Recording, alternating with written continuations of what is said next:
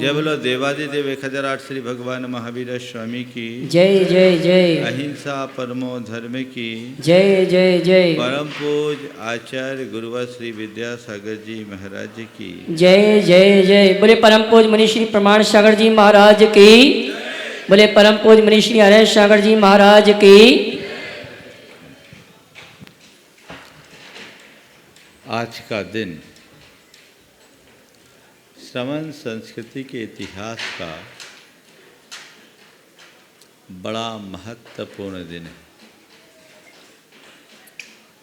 आज की तिथि में जो कुछ घटा मेरी दृष्टि में वह महज एक घटना नहीं अपितु नए युग की शुरुआत है। हम सबको पता है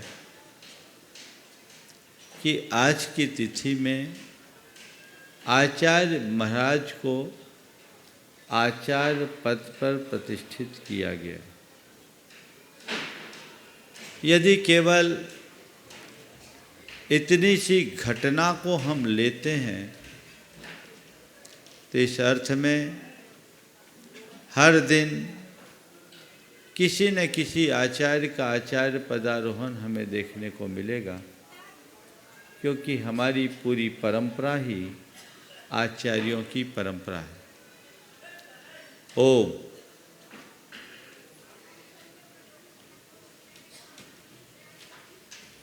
थोड़ी देर उन लोगों को भी बोल दो कि प्रवचन सुन ले, बैठ जाओ शांति से।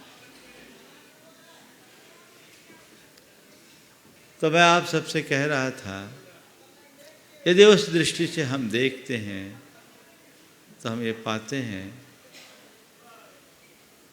कि इस अर्थ में तो हर दिन किसी न किसी आचार्य का आचार्य पदारोहण दिवस है। लेकिन मैंने कहा आज की स्थिति में एक नए युग की शुरुआत हुई। ऐसा मैंने केवल इसलिए कहा कि आज की तिथि में हमें न केवल एक आचार्य मिले अपितु शुद्ध आचार्य का प्रवर्तन करने की परिपाटी भी मिली। हम सबको पता है आज से 50 वर्ष पूर्व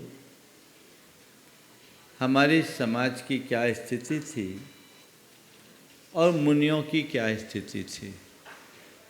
उस समय मुनियों की संख्या बहुत अधिक नहीं थी और समाज में मुनियों की मान्यता भी बहुत ज़्यादा नहीं थी। समाज का एक वर्ग मुनियों के प्रति आस्थाहीन बन गया था और ये घोषित सा कर दिया था कि पंचम काल में सच्चे मुनि का होना असंभव है। गुरु राम गुरु आचार्य ज्ञान सागर जी महाराज ने आचार्य महाराज को दीक्षित कर और दीक्षित करने के बाद अपने पद पर प्रतिष्ठित कर हमारी समाज पर बहुत बड़ा उपकार किया। पूरी की पूरी श्रमण परंपरा पर एक बहुत बड़ा उपकार किया। आज के संदर्भ में मैं 4 बातें आप सबसे कहूँगा। आचार्य कौन, आचार्यत्व क्या, आचार्य की जरूरत क्या और आचार्य की गरिमा क्या। आचार्य कौन, आचार्यत्व क्यों, आचार्य की जरूरत क्या और आचार्य की गरिमा क्यों। आचार्य कौन है? जो स्वयं शुद्ध आचार्य की चर्या करते हुए संघ को आचार्य का पालन कराते हैं, जो आचार्यवान व्यवहारवान आदि गुणों से मंडित हो, वो आचार्य कहलाता है। किसी के नाम के आगे आचार्य लग जाना बड़ी बात नहीं है। आज के युग में तो ये बहुत सुलभ हो गई। लेकिन आचार्य होने के साथ साथ आचार्यत्व के साथ जुड़े रहना और आचार्यत्व की गरिमा को बनाए रखना ये बहुत दुर्लभ है। और ये चारों बातें हमें एक साथ परम पूज्य गुरुदेव में दिखाई पड़ती हैं। वे एक आचार्य हैं, संघ के नायक हैं, और वो आचार्य केवल संघ के नायक होने के अर्थ में नहीं है, अपितु वह आचार्यत्व की गरिमा से पूरी तरह जुड़े हुए हैं।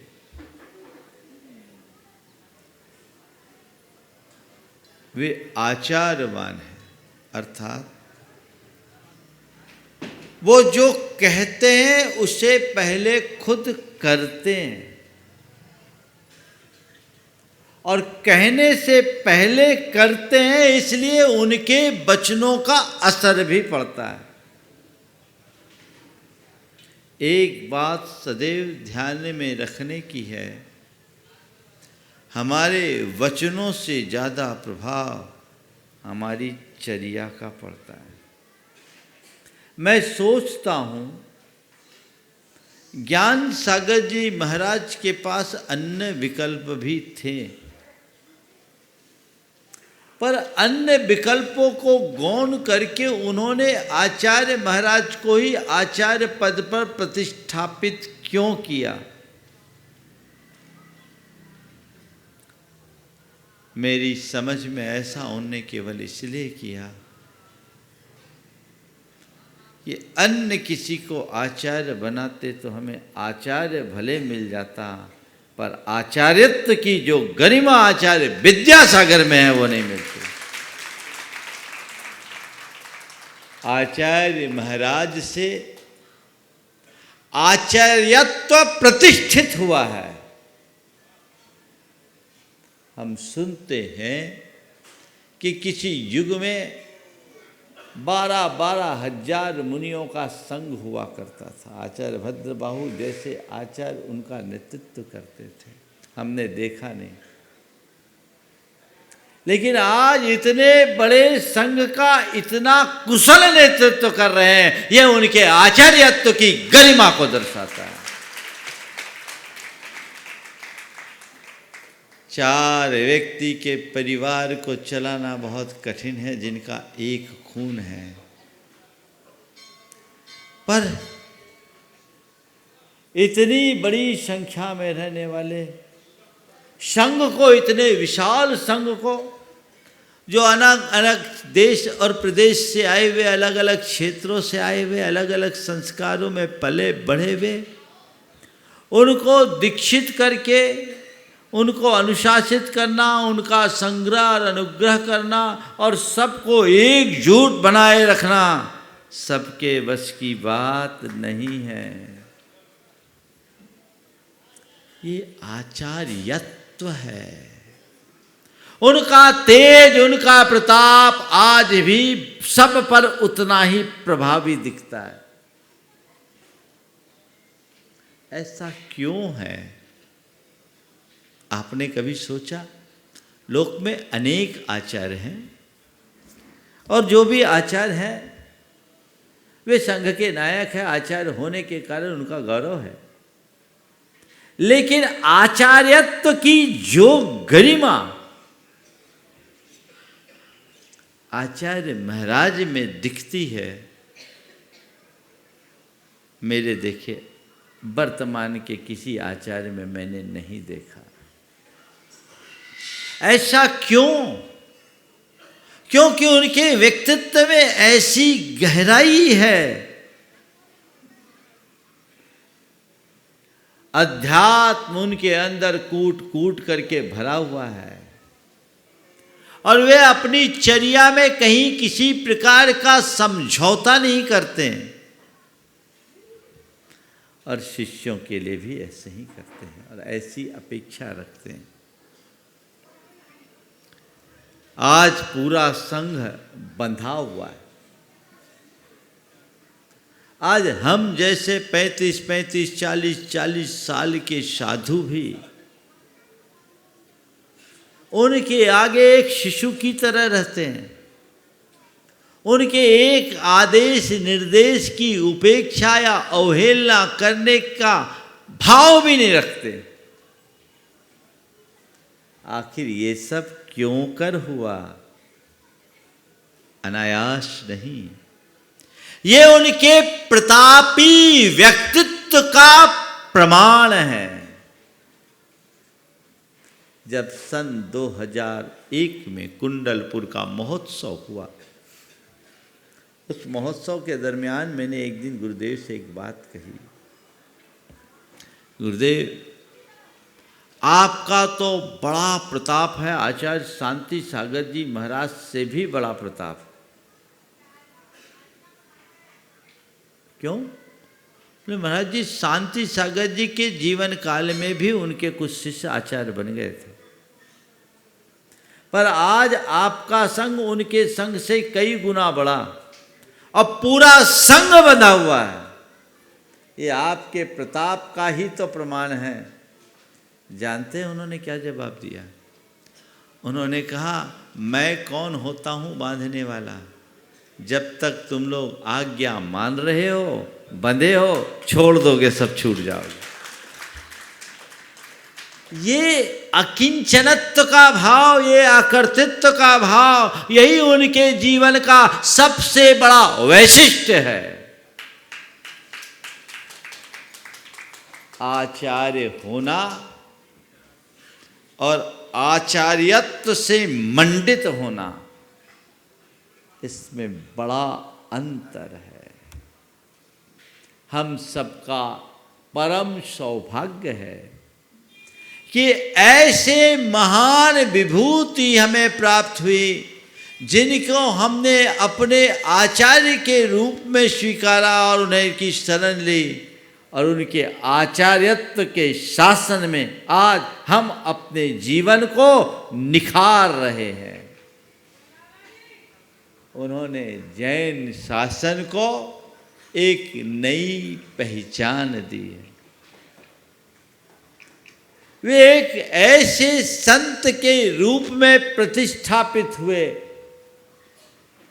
जो अध्यात्मनिष्ठ आचार्यनिष्ठ तो थे ही, जैन मान्य से जगत मान्य बन गए। वो आचार्य हुए जिन्होंने धर्म के व्यवहारिक स्वरूप को व्याख्यायित करके प्रवर्तित किया और जैन धर्म को लोक मान्य बनाने का श्रेष्ठतम उपक्रम किया। अमित शाह जी जब पहली बार गुरुदेव के चरणों में आए थे, तो उन्होंने मंच से एक बात कही। कुंडलपुर में करीब 28 मिनट तक वो गुरु चरणों में थे, 35 मिनट तक। उन्होंने अपने वक्तव्य में कहा कि मैं 35 मिनट तक गुरुदेव से मैंने चर्चा की, लेकिन पूरी चर्चा में उन्होंने न तो क्षेत्र की चर्चा की, न संघ की चर्चा की, न समाज की चर्चा की। उनकी पूरी चर्चा में जो कुछ भी था वह केवल राष्ट्र था। और मैंने पहली बार ऐसे किसी संत को देखा है जो राष्ट्र हित को अत्यंत व्यापकता से देखते हैं। उनकी निकट जाओगे तब पता लगेगा कि आखिर में वे क्या हैं। जब नेमावर से बिहार हुआ 2 साल पहले, तो रास्ते में सतवास में हम लोग रुके हुए थे। कुछ लोगों ने आकर के बताया कि गुरुदेव,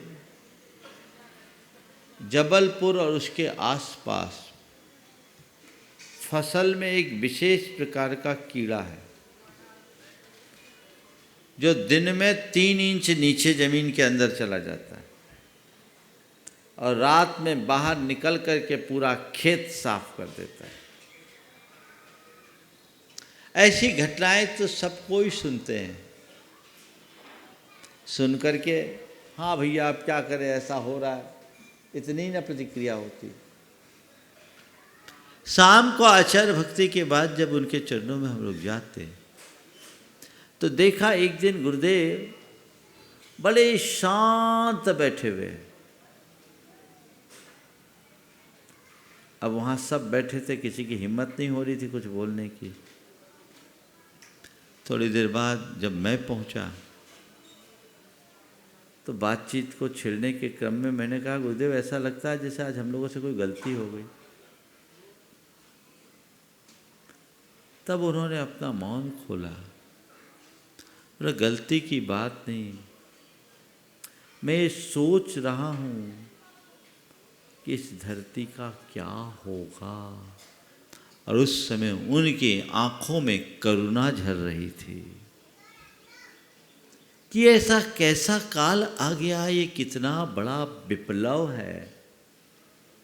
क्षेमं सर्व प्रजानां, ये उद्गार उनके मुख से निकला। तब मुझे लगा कि कितना प्रगाढ़ अपाय विचय धर्म ध्यान है। लोक हित की मंगल कामना किसी उत्कृष्ट संवेदनशील संत के हृदय में ही हो सकती है, हर किसी में नहीं। ये व्यक्तित्व आचार्य विद्यासागर का है, जिसके कारण आज पूरी दुनिया उनकी दीवानी बनी हुई है।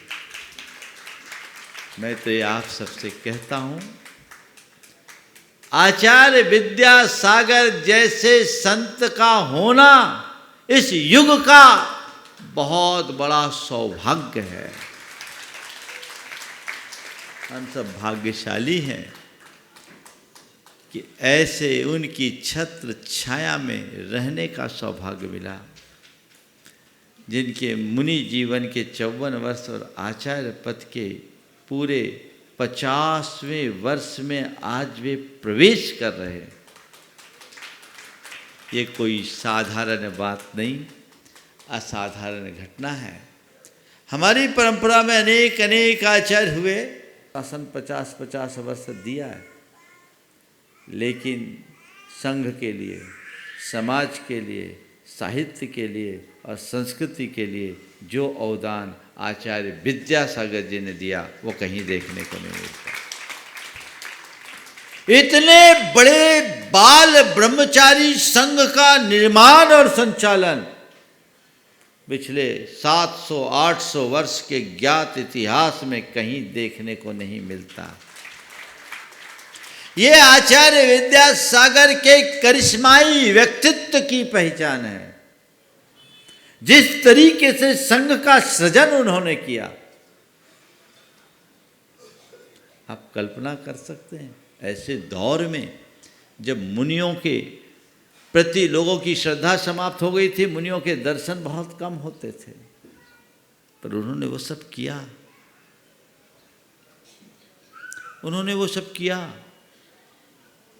उन्होंने बड़ी तपस्या की, त्याग किया, साधना किया, तब समाज ने सिर पर बिठाया। जब वो बुंदेलखंड में आए तो लोग रात में भी चेक करने जाते थे कि कैसे सोते हैं। इतने पारखी लोग थे उस क्षेत्र के। ये बात मुझे पंडित जगन मोहन लाल जी ने बताई। उन्होंने अपने आप को तपाया। वो 50 वर्ष तक चले, पर 50 वर्षों में न केवल चले, अपितु इतना चले कि चलते चलते खुद राह बन गए। वे 50 वर्षों में तपे हैं, तो इतना तपे हैं कि तपते तपते खुद तप बन गए। अपने त्याग और तपस्या के बल पर उन्होंने साधना की, जिस ऊंचाई को छुआ है उसने उन्हें जैन धर्म की पर्याय बना दिया है। आज जैन धर्म का नाम आते ही आचार्य विद्यासागर, और आचार्य विद्यासागर का नाम आते ही जैन धर्म की बात आ जाती है। अभी लॉस एंजल्स में एक सज्जन गए, उन्होंने बताया मैं जैन हूँ।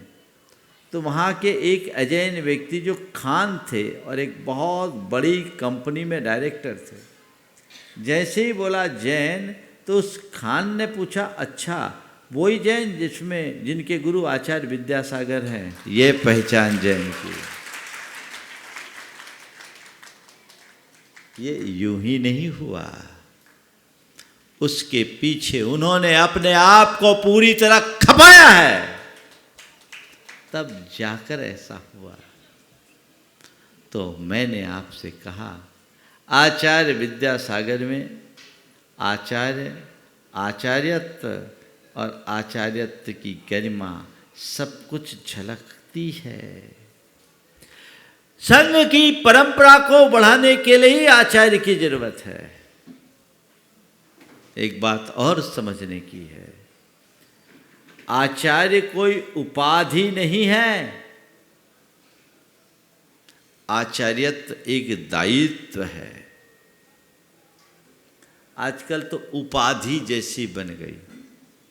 मुझे तो तब आश्चर्य होता है जब कुछ दीक्षाएं इस शर्त से होती है कि हमें आचार्य बनाओगे, हुई ऐसी हो रही, और ये दिनों दिन बढ़ते जा रही है। आचार्य बढ़ रहे हैं और आचार्यत्व की गरिमा दिनों दिन खंडित हो रही है। सबसे बड़ी चिंता की बात तो ये है। हमें आचार्य और आचार्यत्व दोनों को सुरक्षित रखने के लिए संकल्पित होने की जरूरत है।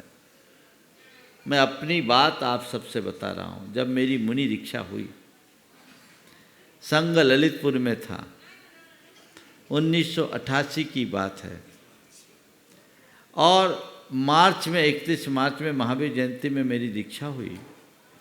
मई में ललितपुर में गुरुदेव की उपस्थिति में मेरा एक प्रवचन हुआ। मुनि बने मुझे 2 महीने हुए थे।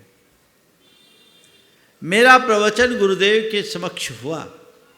प्रवचन करके मैं कक्ष में आया। दिल्ली के 2 संभ्रांत से व्यक्ति आए, सफ़ेद पोश थे। दिल्ली वाले थोड़ा ध्यान से सुनो। वो आए और आ करके मुझसे कहते हैं महाराज जी क्या बोलते हो महाराज, क्या गजब बोलते हो, कहाँ फंसे हो आप, दिल्ली चले हम आपको आचार्य बना देंगे। ये 1988 की बात है। क्या बोलते हो महाराज, कहाँ फंसे हो आप, दिल्ली चलो हम आपको आचार्य बना देंगे। मैंने कहा भैया मुझे अपना आचार्य नहीं बनवाना, मैं ऐसे ही ठीक हूँ। और मैं सोचता हूँ काश उनकी बातों में आकर मैं दिल्ली चला जाता तो मेरा आचार्य ही बनता, आचार्य नहीं। ये बात बहुत सोचनीय है। अगर आचार्य में आचार्यत्व की गरिमा हो तभी संघ, तभी समाज और तभी साहित्य और संस्कृति का संरक्षण हो सकता है। अगर कोई आचार्य हो और संघ ही उसकी बात न माने और आचार्य संघ के शिष्यों से मनुहार करता रहे तो संघ में शासन चलेगा कैसे? और आजकल ऐसा ही हो रहा है। हम एक स्थान में थे, 3 दिन में 2 आचार्य आए और दोनों अकेले अकेले, दोनों अकेले अकेले। हमारे साथ एक अलग जी थे, वो थोड़े विनोदी मजाकी थे। उनने पूछा महाराज आज आप अकेले क्यों, आप अकेले क्यों? एक आचार्य से कहा आप अकेले क्यों? बोले क्या बताऊं कोई मेरे संग में रहता ही नहीं। आप अकेले क्यों? बोले क्या बताऊं कोई मेरे संग में रहना ही नहीं चाहता। तो उनने कहा महाराज आपके संग में कोई नहीं रहना चाहता तो आप किसी के संग में रह लो। अब इससे बड़ी विडंबना क्या होगी? समाज को भी इस विषय में बहुत गंभीर होना चाहिए। मैंने कहा आचार्यत्व तो दायित्व है, वो दायित्व परंपरा को आगे बढ़ाने का है। एक आचार्य है, वो जब तक अपने दायित्व का ठीक तरीके से निर्वहन कर रहे हैं तब तक दूसरे की कोई आवश्यकता नहीं। दूसरे को अपना उत्तराधिकार दिया जाता है। जैसे बाप के मरने के बाद बेटे पे के सिर पर पगड़ी बांधी जाती है परंपरा के निर्वाह के लिए, लेकिन अब आचार्य दायित्व नहीं उपाधि का रूप लेता जा रहा है, बल्कि ले लिया है। ये बात अत्यंत भयावह है और इसके प्रति हमें पूरी तरह गंभीर रहने की जरूरत है। जब तक हम इसके प्रति गंभीर नहीं बनेंगे तब तक कुछ नहीं होगा। गुरुदेव ने संघ का निर्माण किया, समाज को सही दिशा दी, आज समाज को राह दिखा रहे हैं और पूरी समाज को एक अलग पहचान दी।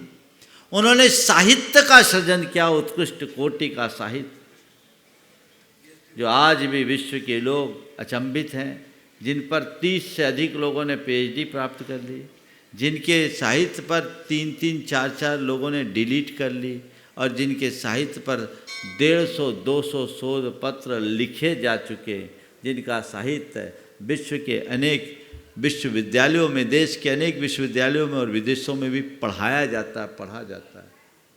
ये कोई साधारण बात नहीं। और संस्कृति की रक्षा के लिए उन्होंने जो यत्न किया है वो आने वाले हजारों वर्षों तक इतिहास की अमर गाथा बन करके रहेगी। उनके आशीर्वाद और मार्गदर्शन में इतने विशाल विशाल जिन मंदिर बन रहे हैं, वे सारे के सारे मंदिर भविष्य में हमारे इतिहास के दस्तावेज बनेंगे। उन्होंने दिगंबर जैन संस्कृति को हजारों वर्षों तक सुरक्षित बनाए रखने का उपक्रम किया है। कुंडलपुर के बड़े बाबा के मंदिर का पुनरुद्धार करके उन्होंने तो संस्कृति पर बहुत बड़ा उपकार किया, जिसमें बड़े बाबा भी हजारों वर्षों के लिए सुरक्षित हो गए। और आज वहाँ जो मंदिर बनने जा रहा है, ये समझ लेना विश्व के सबसे बड़े मंदिर के रूप में प्रतिष्ठित होगा। और अब तो बहुत अच्छा समय आ रहा है जब बड़े बाबा की बड़ी प्रतिष्ठा होने जा रही है। ये हम सब ऐसे महान आचार्य का शरण पाकर उनके प्रति श्रद्धावनत है, ये एक बहुत बड़ी बात है।